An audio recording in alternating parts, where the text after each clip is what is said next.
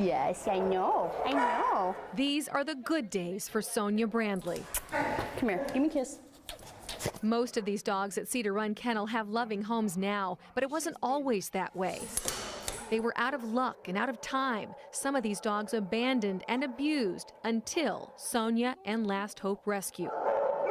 Each one of them now a part of someone's family. They are the lucky ones. Some days it's horrible. Some days it's not enough. There's that animal that was neglected or abused, or an animal that you don't get there in time. Like Violet, volunteer Lori Arbuckle got the call for a rescue. She could hardly walk. She couldn't lay down. She couldn't bend. She had no blankets. She had no food. She had no water. Arbuckle called in Sonia for help with the rescue. To pick that little angel up and to get her to a vet, and on the way to the vet, she fell asleep in my arms. But when she woke up, she gave you kisses. So she still had that unconditional love, and she still had that trust. Rescues like that at any time of day or night, followed by the love and attention until ultimate adoption to a forever home, are why Arbuckle and her new dog, Violet, calls Sonia a hero. She has an unconditional love for these animals, and I truly believe these animals know it. A love that leads to more good days than bad.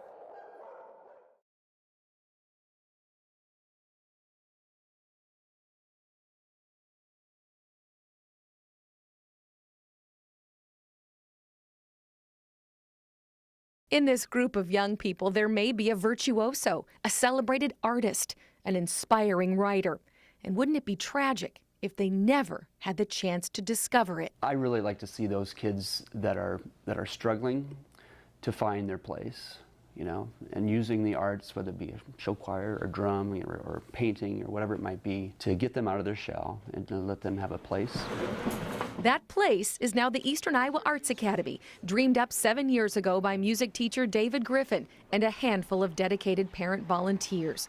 After-school classes in art, music, dance, creative writing, all taught by pros at no cost to the student. He decided that it would be a great idea to make arts opportunities available to kids that didn't have the chance to do it, and to reduce the barriers provided by having transportation issues or cost issues. Our first semester had 110 kids in it, and at the end of that year, we're 400 or 500 kids. Now, after 7 years, we have over 3,100 participants this last year. Once school is out, Mr. Griffin will set up shop in this donated space called the Arts Imaginarium.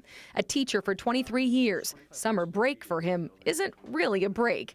It's a time to inspire a whole new group of artists, making sure everyone finds a place. I think the main part is providing the kids with the opportunity and letting them see the creativity that flows out of them, and it takes them to a different avenue of learning. He has the most creative vision. He is so dedicated to the arts, and he is so dedicated to the students and the people that he serves that he truly is a community hero.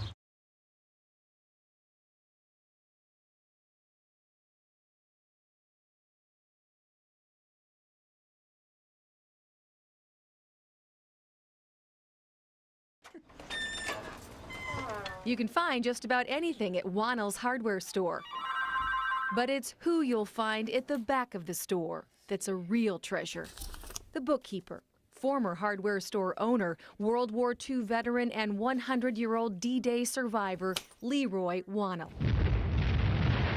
It was just as black as the ace of spades, all those ships there, and no lights.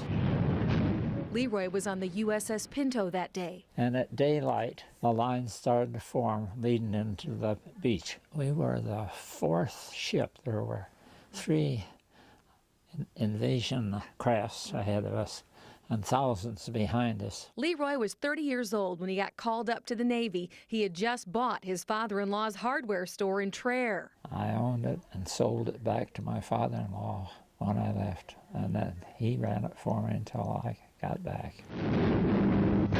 He was away for 4 years, fought in 3 invasions. When it came time to ship out, his captain asked him to stay. I said, "Captain, I've got a new little daughter that I have never seen. Send me home." So I came back here to work in the hardware store. Son Jay Wannell remembers those early years. Dad would have me sweeping the basement because he didn't trust me out on the main floor where customers were. Jay graduated from the basement to the front counter. He would ultimately buy the store from his dad in 1979 and hire him right back. Every morning, Leroy counts receipts from the day before and drives them to the nearby bank. Hi. He got his license renewed last week, no problem. One thing he always said, you know, whatever you want to do, you can do, and we'll support you. Lessons to live by from this 100-year-old Iowa treasure. I had a good life.